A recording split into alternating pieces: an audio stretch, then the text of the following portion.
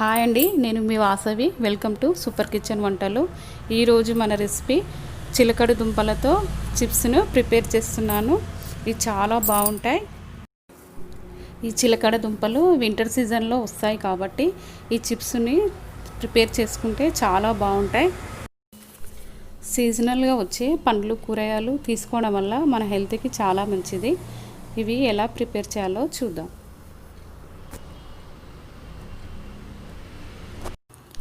ఈ చిలకడ దుంపలను నీట్గా కడుక్కొని పైన స్కిన్ తీసి పక్కన పెట్టుకోవాలి.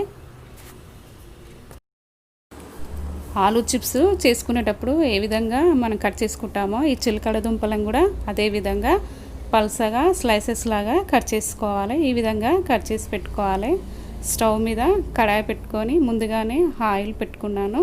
అది హీట్ ఎక్కిన తర్వాత మనం కట్ చేసుకున్న ఈ చిలకడ దుంపలను మీడియం ఫ్లేమ్లో పెట్టుకొని ఫ్రై చేసుకోవాలి. ఆయిల్లో పెట్టుకోవడం వల్ల తొందరగా మాడిపోతాయి, సరిగ్గా వేగవు. మాడకుండా మధ్య మధ్యలో కలుపుతూ ఉండాలి.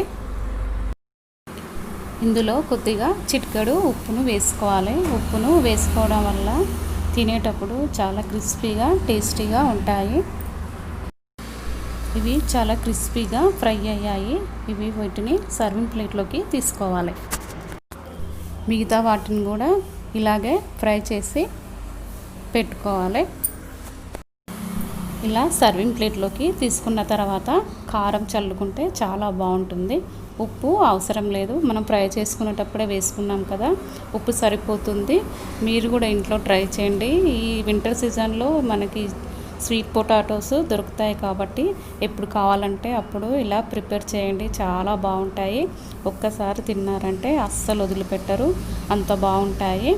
పిల్లలకి పెద్దలకి అందరికీ నచ్చుతుంది.